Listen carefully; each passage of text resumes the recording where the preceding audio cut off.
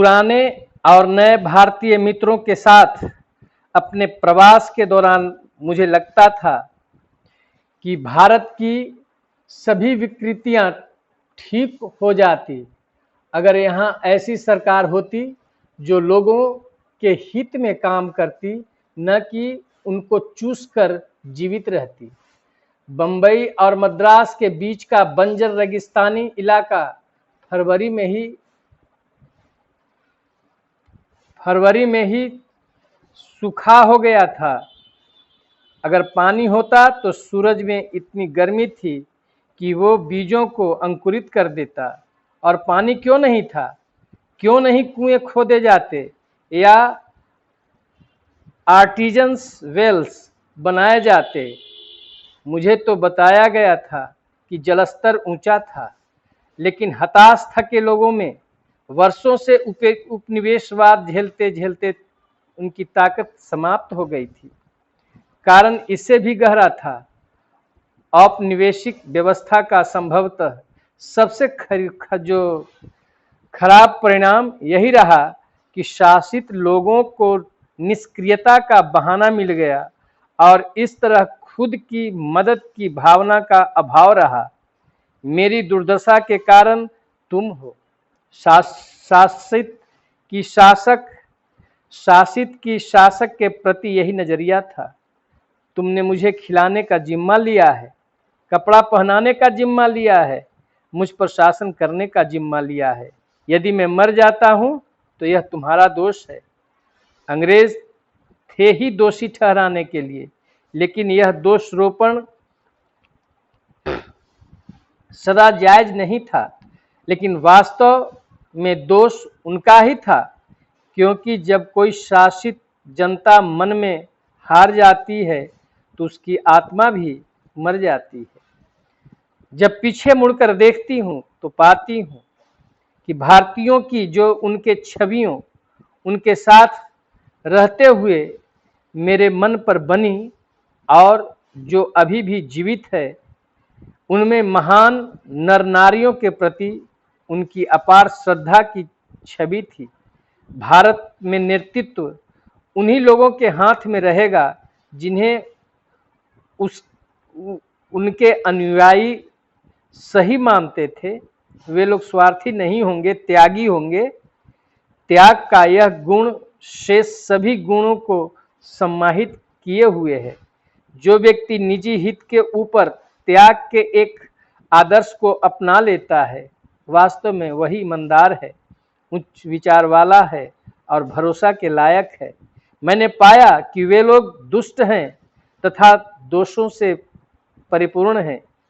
वे भी वैसे ही लोगों को तलाशते हैं। गांधी और राष्ट्रीय और अंतर्राष्ट्रीय स्तर पर जो भक्ति मिली, गांधी जी को जो राष्ट्रीय और अंतर्राष्ट्रीय स्तर पर जो भक्ति मिली वह सब जानते हैं। लेकिन स्थानीय नेताओं को भी अपनी निस्वार्थ सेवा भाव के कारण वही सम्मान मिला है। मुझे याद है कि एक बार एक खास भारतीय गांव में, जहां मुझे आमंत्रित किया गया था, एक आधुनिक शिक्षा प्राप्त परिवार का बुलावा था। वह साधारण रूप से संपन्न परिवार था। घर की दीवारें मिट्टी की थी, छत फूस की थी, भीतर कई कमरे थे, फर्श चिकनी और गोबर पानी की लिपी हुई थी। घर में छोटे भाई ही देखरेख करता था, हालांकि वह घर का मुखिया नहीं था। वहां पहुंचने पर पहले मैंने देखा कि 4 खंभे पर एक अजीबोगरीब पिंजड़ा है जो तार की जाली का बना हुआ है। मुझे यह देखकर हैरत हुआ कि एक उम्र दराज व्यक्ति उसमें सोया है और उसके सिर के नीचे तकिया है। मेरे ज्येष्ठ भाई, मेरे मेजबान ने बताया, इन्हें पैरालिसिस मार दिया है, लकवाग्रस्त हैं। हम इनसे घर के भीतर रहने की प्रार्थना करते हैं, पर लेकिन ये यही रहते हैं ताकि आते जाते ग्रामीण भाइयों से जो मिलने आते हैं बात कर सकें। मेरे मेजबान अच्छी अंग्रेजी बोल लेते थे, पर उनके ज्येष्ठ भाई अंग्रेजी बिल्कुल नहीं बोलते, इसलिए उनसे केवल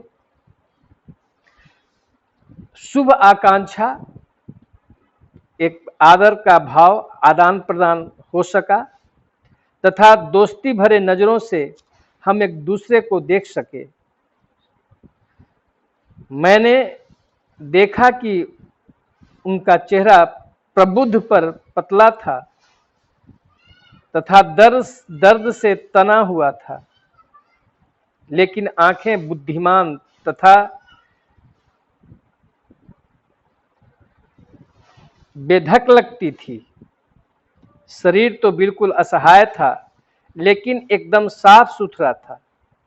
कपड़े बिल्कुल सफेद रंग के थे। हम लोग आपस में थोड़ा बतियाए, फिर ग्रामीणों का एक समूह आ पहुंचा, मुझसे मिलने नहीं बल्कि ज्येष्ठ भाइयों से मिलने। तब मेरे मेजबान मुझे अंदर ले गए, जहां उनकी नौजवान पत्नी तथा बच्चों से मेरी भेंट हुई। जब तक मैं वहां रही, मैं उस पिंजरे को देखती रही जो सदा लोगों से घिरी रही। दिन भर में ऐसा कभी नहीं हुआ कि कोई एक नीचे जमीन पर पलथी मारकर न बैठा हो और जोर जोर से बोल रहा हो, फिर सुन रहा हो। मेरे मेजबान ने कहा, भैया सदा हमारे पथ प्रदर्शक रहे हैं, अब वे हमारे लिए संत हो गए हैं।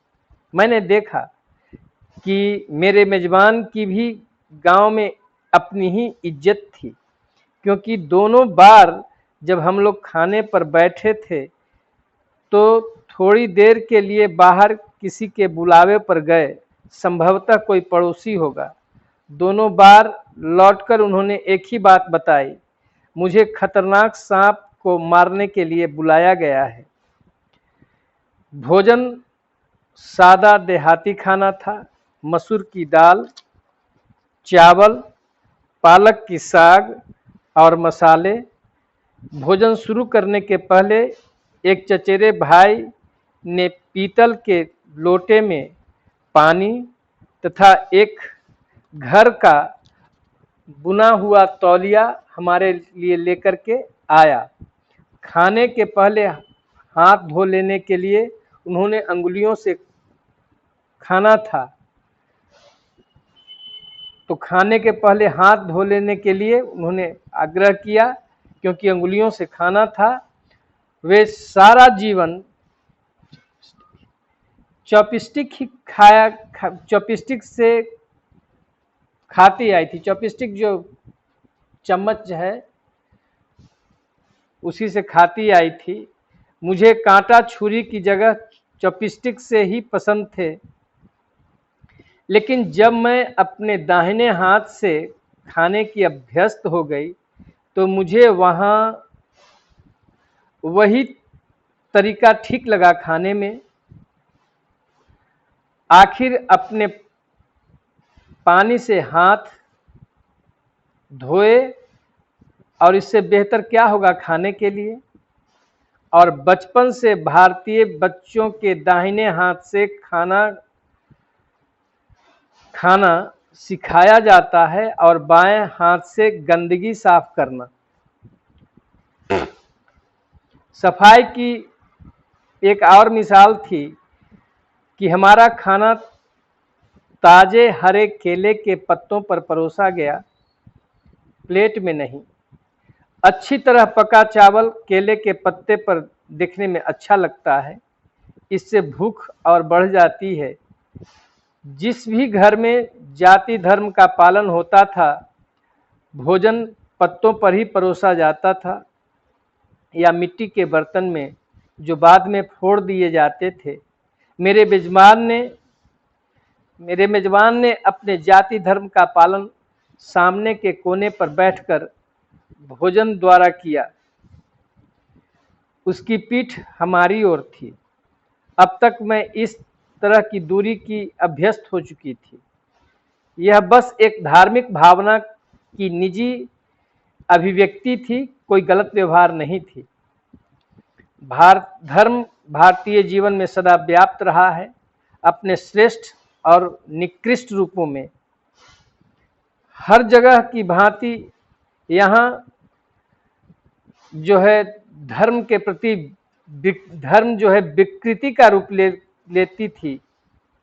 यहाँ धार्मिक उद्देश्य की सहज रूप से ग्रहण करना मुझे पसंद आई।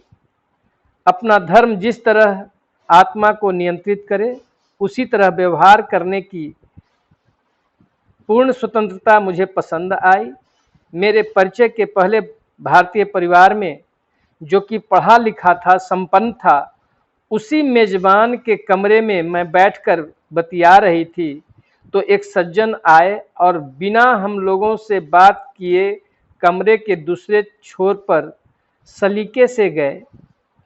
पैरों से कोई आवाज़ नहीं निकली।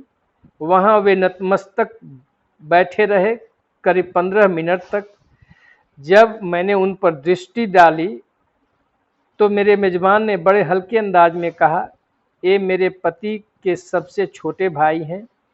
वे यहाँ दिन में प्रार्थना के समय आते हैं। उनका अपना घर उनके कार्यालय से दूर है। प्रार्थना खत्म होने पर वे भाई जो थे वापस चले गए और मैं उनसे बहुत बाद में जाकर मिल पाई। तब प्रार्थना का समय नहीं था। मेरा जीवन यात्राओं से व्यस्त रहा है। इनमें अनेक लोगों से मुलाकात हुई है। इन सबको एक पुस्तक के दायरे में दर्ज करना संभव नहीं है। सचमुच मेरी सारी पुस्तकें भी मिलाकर जितना मैं चाहती हूँ उन सब को बयान नहीं कर सकती। भारत छोड़ने के वर्षों बाद मैंने कम माई बिलवेड एक बुक था उसे लिखा, जो भारत की पृष्ठभूमि पर आधारित है। उसका बैकग्राउंड जो है भारत पर आधारित है। अजीब बात है कि कुछ थोड़े अमेरिकियों को छोड़कर इस किताब का असली अर्थ कोई नहीं समझ पाया है, लेकिन भारतीय पाठकों को यह किताब अच्छी से समझ में आई है। शायद जीवन का हमारा अनुभव इतना व्यापक नहीं कि हमें यह सर्वव्यापी ज्ञान हो कि लक्ष्य चाहे जो भी हो, उपलब्धि की कीमत जो है उस पर कोई जो है सो वह निर्विवाद है, उस पर कोई विवाद नहीं किया जा सकता है। अपनी पुस्तक में मैंने 3 ईसाई मशीनरियों को इसको साबित करने के लिए चुना, क्योंकि सारे लोगों में जिन्हें मैं अब तक जान पाई हूँ, एक मशीनरी ही इतनी समर्पित तथा एक निष्ठ भाव रखते हैं। वह विश्वास करता है कि ईश्वर एक है, वह मानवता का पिता है, इसलिए सभी मनुष्य आपस में भाई हैं। कम से कम ईसाई तो यही कहता है कि वह यही मानता है और यही उद्देश्य भी देता है। उसका उपदेश भी यही है कि हम सभी भाई हैं और एक भाईचारे के रूप में अपनी जिंदगी को अपने जीवन को व्यतीत करना चाहिए। तब अपने सभी बलिदानों के बावजूद वह दुनिया को बदलने में क्यों नाकामयाब रहा है? शायद इतना त्याग पर्याप्त नहीं है। वह आस्था की पूरी कीमत नहीं चुका पाया है। वह केवल एक अंश ही जो है समर्पण भाव दिखाया है। अपने धार्मिक विश्वासों का पूर्ण अर्थ स्वीकार करने में वह असफल रहा है। मैं अपने देश में भी यही स्वीकार देखती हूँ, यह भी देखती हूँ अपने देश में कि लोग इस बात को अस्वीकार करते हैं। बार बार, और केवल ईसाइयों के बीच ही नहीं, मैं अपने देश में भी यही अस्वीकार भाव देखती हूँ बार बार, और केवल ईसाइयों के बीच ही नहीं। कीमत चुकाने का मतलब क्या होता है वे समझते हैं, और उनके लिए मेरी किताब असमंजस नहीं पैदा करेगी। इस तरह से India through a travellers eyes जो है, जो पर्ल एस बक के द्वारा लिखी गई है, समाप्त होता है। धन्यवाद।